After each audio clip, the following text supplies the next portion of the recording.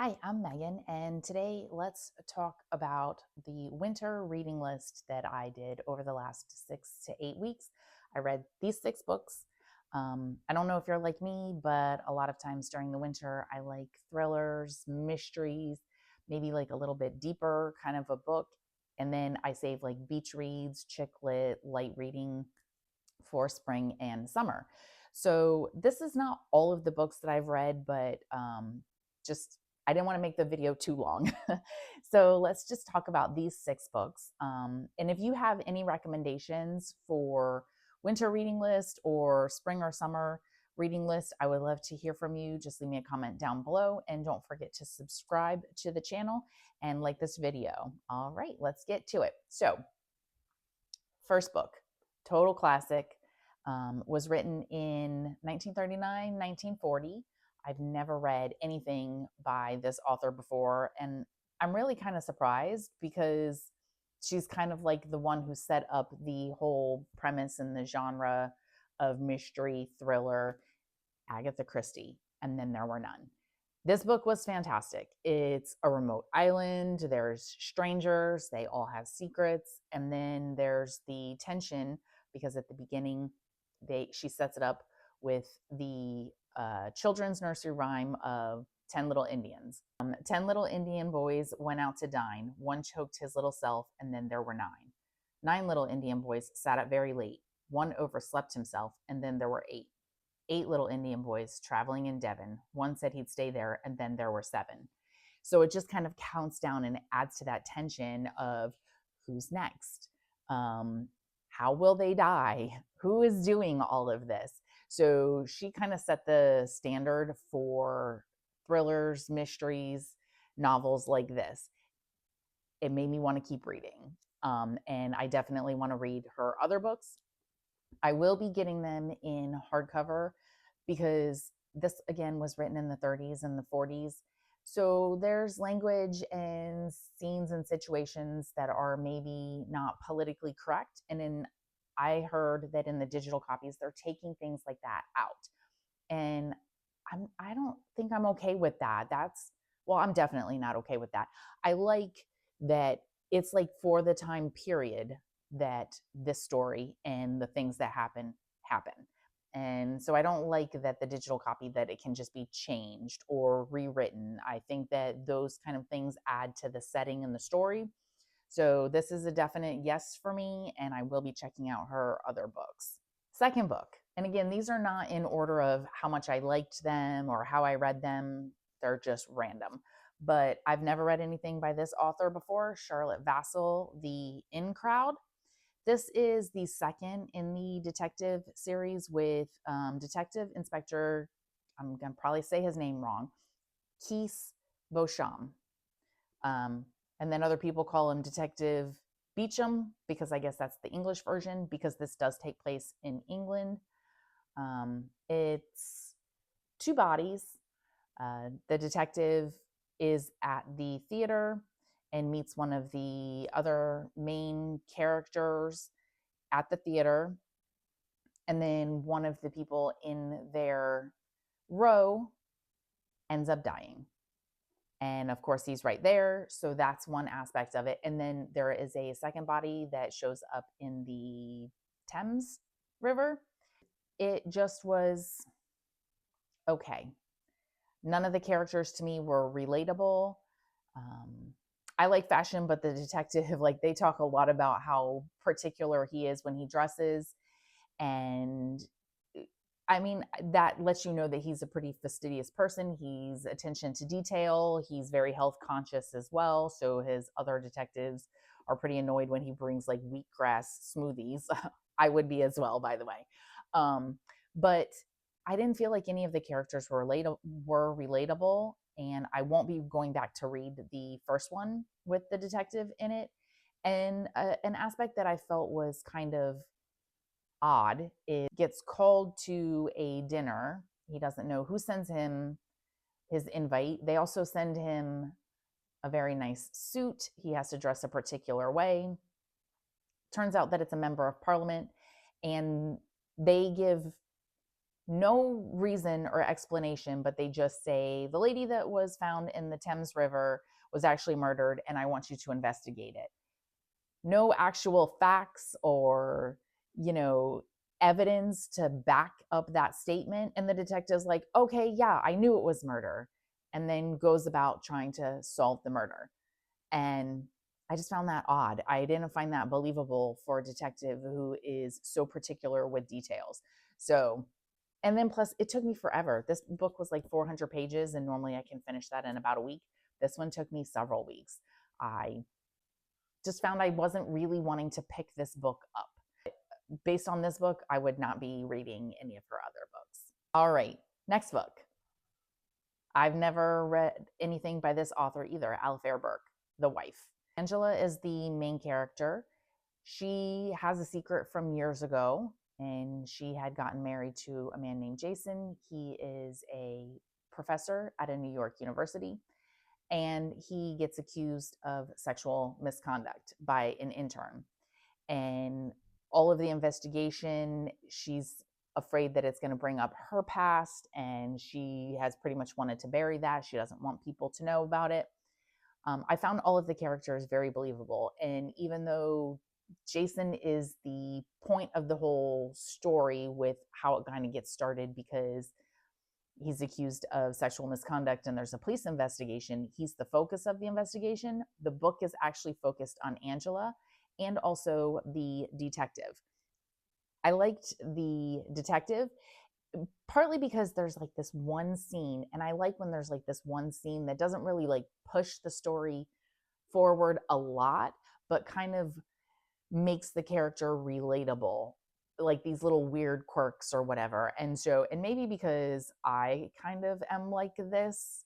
So the detective's name is Corinne, and she is reviewing some phone records, and she's looking at this list and she's like, well, this one, why does this look vaguely familiar?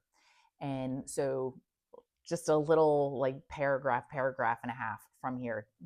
Corinne looked at the phone on her desk and pictured the pattern of the digits on the dial pad. When she remembered a number, it was usually a combination of both the actual numbers and the shape they made on a phone. That's why this one felt familiar. The 631 area code plus the next three digits, 796, formed a perfect square. Nothing about the next four digits rang a bell. Now the square-shaped combination of six numbers was burrowed in her brain, and she knew she wouldn't be able to let go of them until she figured out where she'd seen them before. And I like that little detail about the detective. And there were several twists, and all of the characters, again, were very believable for me. So I would recommend The Wife by Alafair Burke, and I am definitely going to be checking out some of her other books. Next book, a new author. This is her debut novel. She has written other things. Apparently, she writes nonfiction. Death on the Island by Eliza Reid. Another pretty thick book, or it appears to be thick. It's like 300 pages. This one took me forever. She's kind of pulling on the Agatha Christie standard for writing a thriller or a mystery. It literally says, trapped on a remote island by a howling storm, 9 people sit down to dinner. One of them is about to die. So it takes place in Iceland. There's a storm. They're stuck on this island. And then, yep, one person dies. The main character, Jane, is a diplomat's wife. And even though there are police involved, they seem fairly incompetent. And for some reason, Jane feels that she's the one that has to figure out the mystery of who killed this person. When I was about maybe like 80, 100 pages in, I decided to read about the author, and the gender equality advocate stuck out to me because she makes what seems to me a lot of kind of generalizations and disparaging remarks about men, and to some degree, some stereotypes about women, and why women might put up with what's considered bad behavior from males. There was a lot of them. that kind of, but there was one that pretty much stuck out to me. So Jane is talking to her friend Ben about her husband. So let's not even talk about how you really shouldn't be talking disparagingly about your husband to other people. But this is what she says to her friend Ben, which puts obviously her husband Graham in a very bad light. She says, he's different from who he used to be. He used to have a confident poise, a swagger, as if he were born to do whatever he wished. She let out a cynical laugh. White, heterosexual men of his background always feel entitled, I suppose. And I mean, like, that's a very general statement. And to say that all white heterosexual men feel entitled, I've met plenty who don't. So, I mean, she's definitely making, in my opinion, a very political statement, very like disparaging. Like, I don't think that you need to, or that you should be building up women by tearing down men. You can build up women without doing that. We all have our pros and our cons, our strengths and our weaknesses, collectively and then individually. So I don't know. I felt like I was being preached at with this. It was also really hard to keep track of the characters for me for some reason. And I would put it down and I didn't feel like I would need to pick it up again. Like if I didn't finish it, whatever. I did end up finishing it. A little bit of a twist, but it was not anything that I would recommend to be reading if you're wanting a thriller. There was like not a whole lot of tension. It's not like a police procedural. It's not like the Murder She Wrote. Like she's not really figuring it out. I don't know. It was not great in my opinion. So I will not be checking out any other books by this author. Next, S.J. Watson, Final Cut. I read one other book of his before I go to sleep. This is his third book, I believe, and it was okay. It's about a documentary filmmaker who goes to this small town, Blackwood Bay. Blackwood Bay, not backwoods. It kind of is because it's a small town. And apparently there's like undercurrents of corruption and girls are going missing. And the filmmaker does have ties to this town. I kept forgetting who people were, and I felt that this dragged. If this had been my first book by S.J. Watson, I would not pick up another book. I read Before I Go to Sleep, and that one I would recommend. This one, no. Like, was no tension. It didn't make me want to finish it. There was a little bit of a twist, but by that point, I really didn't care. So this is a no for me. But if you want to try out S.J. Watson, I recommend Before I Go to Sleep. That one had tension and like this timetable. It just felt urgent. And this one felt like, whatever, I could drop it. Last book of the last few weeks. When She Was Me by Marley Bush. This is a long book. It's about twin sisters, Cassie and Lenora. And again, another kind of take on with Agatha Christie. They're in a remote location. They have a secret that a traumatic event that happened to them years ago. They are in this campground in Tennessee alone. Then there is a new owner that takes over the campground who allows them to continue to stay per their agreement with the previous owner. They are staying in cabin 2, and in cabin 1 gets rented out, and then the teenage girl that's there goes missing. And each of the twin sisters thinks that the other sister knows more than they're letting on. It goes from current, and then there's a narrator for the past. And every time you read the past, you're like, oh, it's Cassie. No, it's Lenora. Oh, it's definitely, nope, that's Cassie. So you go back and forth and you're not sure who the narrator of the past is. This book was seriously creepy. Like, I didn't want to put it down. It talks a lot about, family relationships, sisters. I don't have a sister, but how you can maybe be dependent on them, especially if you're an identical twin, and go through something traumatic.